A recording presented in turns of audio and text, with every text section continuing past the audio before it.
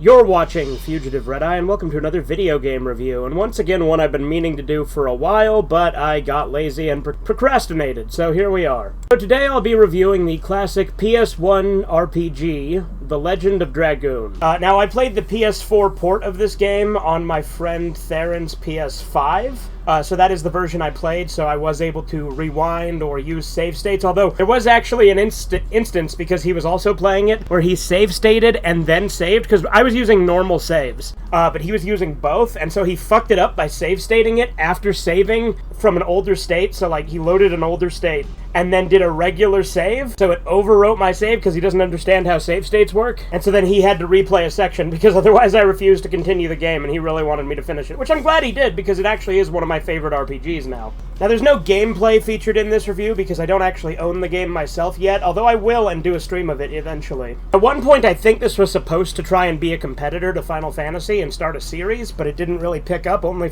the first game got made. But in fact the aesthetic of this game, the character sprites in particular, and the maps and stuff when you're moving around are pretty similar to the way that Final Fantasy VII looked. This game does also have some pretty cool pre-rendered, fully animated cutscenes, which definitely have the most visual appeal out of the game. They are voice acted and dubbed with mixed results. There is some pretty funny sounding dialogue at times because the voice acting is not the greatest. It's not as bad as Theron led me to believe at the start, but there are a couple of cutscenes where it can be pretty laughable. The story of this game involves a race called the Winglies, who have been at war with humans in the past. And then there's a concept called Dragoons, where humans can use the power of dragons to gain extra powers. They can fly and use special abilities and harness the dragon powers. Winglies can use Dragoons too, because there are a few Winglies that are in the game that are pretty prominent. But there's this whole, like, 11,000-year-old war that is sort of being brought back in the current time of the game, because there was a dragon campaign like 11,000 years ago, and then now it's starting to happen again where there's Winglies that are trying to rise up, and they're trying to create a new race. It's a pretty complex plot, to be perfectly honest. There's also these kingdoms that are at war with each other, but essentially the villain is trying to create a new race that'll wipe out both humans and Winglies. And that's a whole big thing. But as far as the story goes, like I said, it gets really complicated. There's also this figure that's mentioned multiple times that was in the past called the Black Monster, and there's a pretty big twist involving that character as well. There's actually a lot of interesting twists in this game that are pretty fun. Overall, the story's pretty great. I'm probably not going to spoil too much, although I will delve into spoilers later, especially when I start talking about the characters, which I'm going to do now. So my favorite character by far is Lavitz Slambert, which is a really funny name to me too. But he's like he's a knight who works for the king of, was it Tiburoa or Serdio? I can't remember. One of those two. So he's serving King Albert, who also later becomes a party member for you, but you'll see why in a minute. But Lavitz is like very honor-bound, very traditional. He's badass. I love Lavitz. He has a lot of great dialogue with your character. And then, at the end of the first section of the game, because it originally took up 4 discs, so what would have been the end of disc 1, spoiler, Lavitz gets killed by this guy named Lloyd, which, by the way, Lloyd is my second favorite character. Lloyd is fucking cool. But Lavitz gets killed by Lloyd, and then his place gets filled by King Albert, who, by the way, plays pretty much identically to Lavitz. They have that whenever a party member gets replaced. They get replaced by a character that has the same moveset. And the way that the gameplay works as far as combat is it's a turn-based RPG. And there's like spells that you can use that are items that they go off your magic stat, but they're also usable items that once used go away. There is a later one that you get called the Psych Bomb that comes back at the beginning of every battle, so it's infinite, but you can only use it once per battle. But in addition to being turn-based, there's a system in it called additions, which are combos that you do when you hit X with specific timing to do much more damage by doing multiple hits. The higher level addition that you're pulling off, the more hits it's going to require. And some of them can be a pain in the ass to pull off. Eventually I did get the ultimate additions for my main party that I was using, which by the end of the game was Dart, the main character, Rose, and Kongal. It's also worth mentioning that there's also a mechanic in battle called Dragoon form, which, again, Dragoons being a central focus of the game, you transform into your Dragoon form, In such, you can't use items, but you get unique exclusive abilities to that form that are different for each character. There's actually different Dragoons based on the souls of which dragons they were made with, because Dragoons, I think, are like dragon souls that you, like, absorb, or something to that effect. And each one is different. There's a red one, a green one, a black one, a white one, a blue one, I think, and a tan one. I don't remember for sure, but there's a bunch of them. Basically one for each party member, you know, not including the ones that swap out other party members, because they also take their Dragoon form in addition to their moveset. Kongol's really cool, too. Rose is also really cool. Once I have a party in a game, I tend to like to stick to it, so those are the ones I used.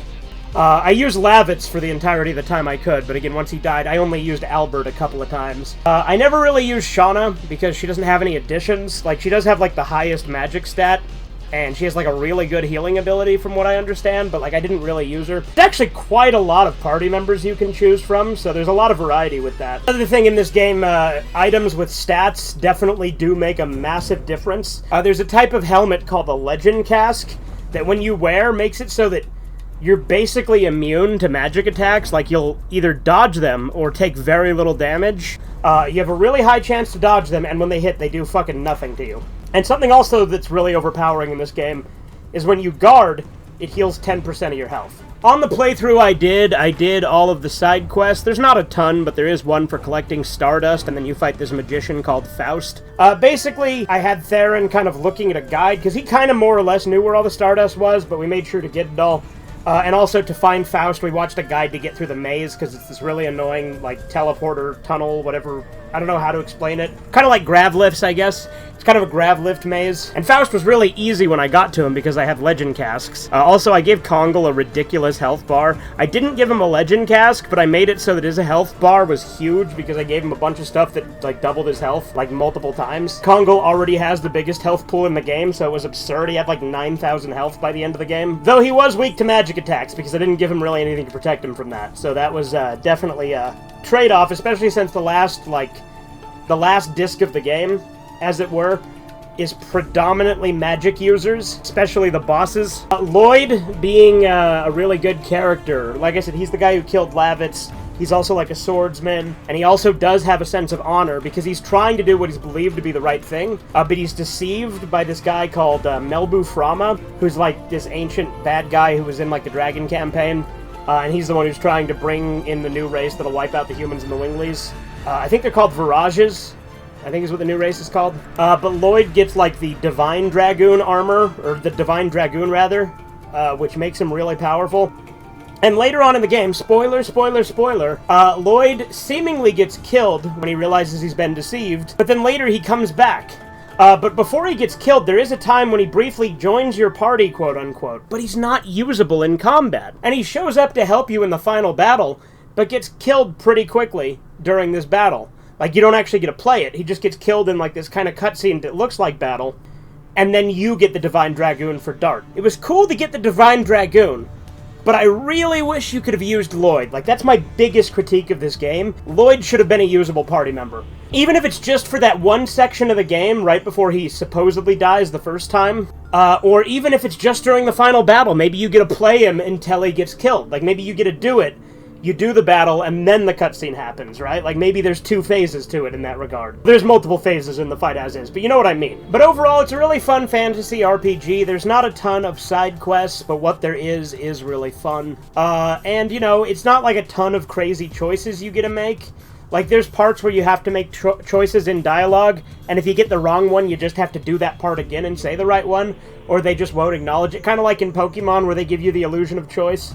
But it's a pretty fun RPG. It's got a decent story, and it's got a good cast of characters. I also really liked Emperor Dole, who is a minor villain, who also does have a sympathetic side to him. Like, Dole is a very interesting character who's really complex, and he's also just really cool. So Dole was really cool. Like, there's a lot of good characters. I'd be here all day if I was going into all of them. Like I said, there's a big twist involving the Black Monster. I've already spoiled a bunch of shit, so I might as well just say, spoiler, the Black Monster is Rose, who's been in your party since the beginning of the game, and then you find out she's the one who's going to kill Shauna, who's your character's love interest. There's also kind of a love triangle with Rose, but Rose didn't know it was Shauna that she was supposed to kill, because Shauna was actually like this special child of some sort that I don't remember exactly what it is, but for some reason she was the key to bringing forth the new race or something. I don't remember the exact reasoning. It's been a while since I played it at this point. Of course, eventually Rose reconciles with the fact that she's going to help you regardless, and so that doesn't happen. She doesn't kill Shauna. Instead, she helps you go and save Shauna and defeat Melbuframa. Overall, it's a really fun game, and I would highly recommend it if you like turn-based JRPGs. You know, it's one that kind of went under the radar when it came out, but it's had a cult following for years, so I've heard about it a few times. It's probably still a bit underrated, because you don't hear it talked about a whole hell of a lot, but I do know it has its cult following. Anyway, I hope you enjoyed this review. This has been Fugitive Red Eye. Have a good one. Doodles. You take forever to say nothing. Subscribe to Fugitive Red Eye.